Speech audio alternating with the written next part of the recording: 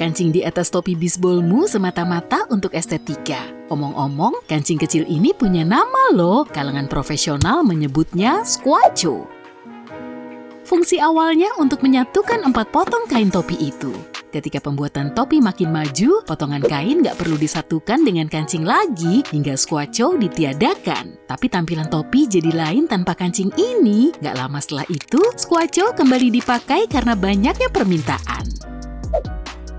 Awalnya, sepatu hak tinggi bukan untuk pergi ke acara gala dan prom. Pada abad ke-10, berkuda sulit dilakukan dengan sepatu bersol datar dan banyak penunggang kuda terus-terusan terpeleset dari sanggurdi.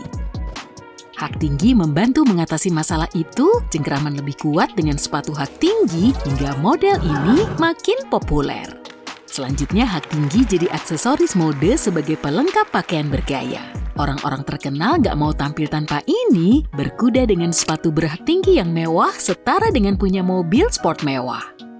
Meski awalnya hak tinggi terutama dipakai pria, wanita mengikuti tren itu pada abad ke-17. Sepatu hak tinggi telah menjadi salah satu tren terbesar sejak itu.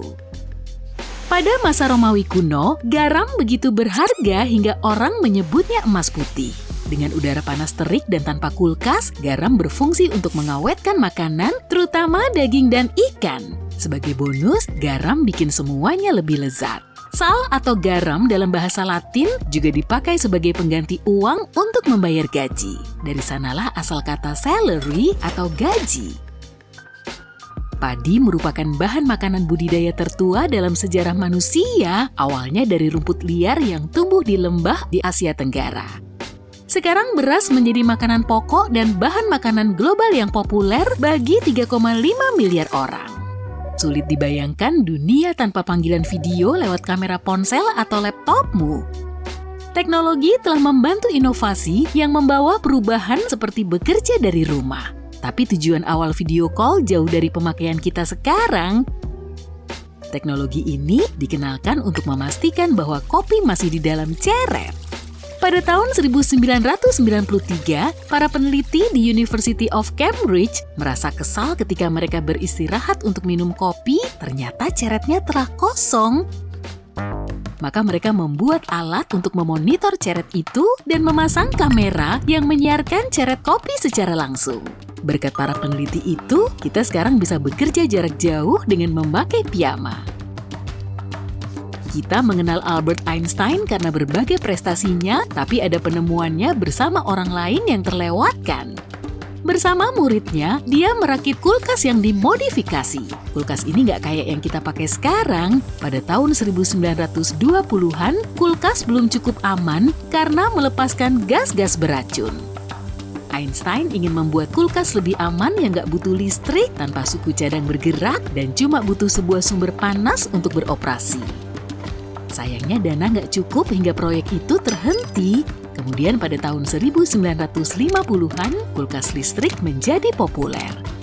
Tapi pada tahun 2008, para insinyur dari Oxford University menghidupkan lagi desain retro ini. Mereka masih menggarap proyek ini, tapi begitu selesai, kulkas Einstein akan berguna bagi area pedesaan tanpa listrik serta orang-orang yang ingin hidup di luar jaringan. Desain QWERTY yang random gak memudahkan pengetikan, pada tahun 1870-an, Christopher Soles menemukan tata letak yang memastikan pengetikan 2 kali lebih cepat. Tapi dengan huruf-huruf yang biasa dipakai ditaruh berdampingan satu sama lain, pengetikan jadi terlalu cepat dan mesin tik terus-terusan macet. Maka dia mengembangkan desain QWERTY, hal ini memaksa pengetik memakai gaya mematuk. Dengan begini, dia akan mencari huruf dan pelan-pelan mengetik dengan jari telunjuknya. Papan ketik tetap tidak berubah, bahkan sampai hari ini, dan orang di seluruh dunia telah beradaptasi dengan desain itu. Ujung plastik tali sepatumu disebut eaglet, dan orang-orang telah memakainya sejak era Romawi kuno. Tentu saat itu plastik belum ada, hingga eaglet dibuat dari batu, kaca, atau logam. Orang-orang kaya bisa menghias sepatu mereka dengan logam berharga seperti kuningan dan perak.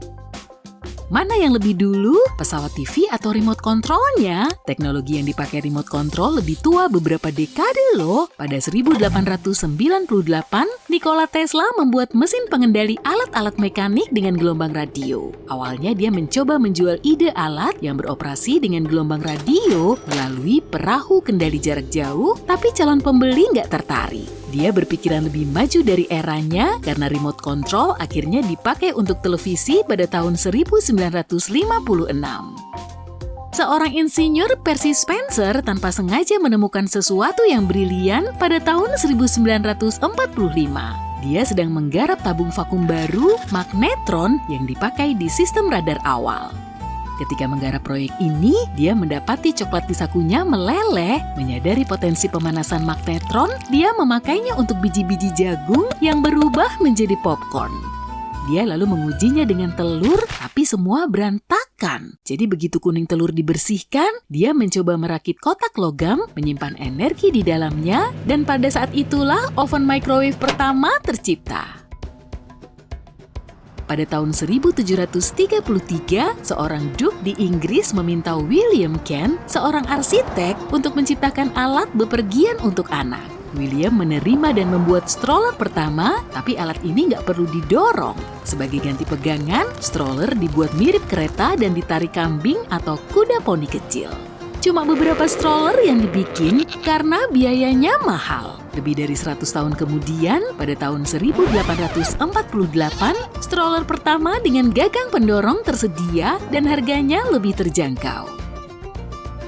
Polisi sering dikaitkan dengan donat ya. Sebenarnya ini ada alasannya loh. Pada tahun 1950-an, di Amerika Serikat para polisi yang bekerja shift malam sulit menemukan toko camilan yang buka saat tengah malam. Toko donat masa itu dimiliki oleh keluarga dan mereka bekerja sepanjang malam untuk menyiapkan donat baru esok harinya. Toko-toko itu rawan kejahatan pada malam hari hingga terjalin hubungan sempurna, makanan bagi polisi, dan perlindungan tambahan bagi toko-toko itu. Memencet bubble wrap adalah relaksasi bagus dan produk ini juga berguna untuk paket yang mudah rusak. Pada tahun 1957, dua insinyur mengelem dua tirai kamar mandi jadi satu hingga memerangkap banyak gelembung udara di sela-selanya. Beginilah bubble wrap pertama kali dibuat. Hasil yang mereka cari adalah semacam wallpaper bertekstur. Tapi produk ini nggak berhasil di pasaran. Lalu mereka mencoba menjualnya sebagai penyekat rumah kaca. Dan sekali lagi, mereka gagal. Semua berubah pada tahun 1960 saat IBM harus mengirim suku cadang komputer yang sensitif. Bubble wrap sangat cocok dan mereka terus bekerja sama. Memakai peta di ponselmu merupakan cara navigasi yang lebih mudah kan? Tapi dulu, peta lama yang harus dipegang merupakan satu-satunya pilihan hingga membentuk industri penuh persaingan. Begitu kompetitif hingga pembuat peta menggambar pemukiman hantu untuk mencegah pesaing mencuri petanya. Kota-kota palsu ini disebut jebakan hak cipta. Tapi salah satu pemukiman palsu ini pernah menjadi nyata. Eglow di New York digambar dalam peta oleh General Drafting Co.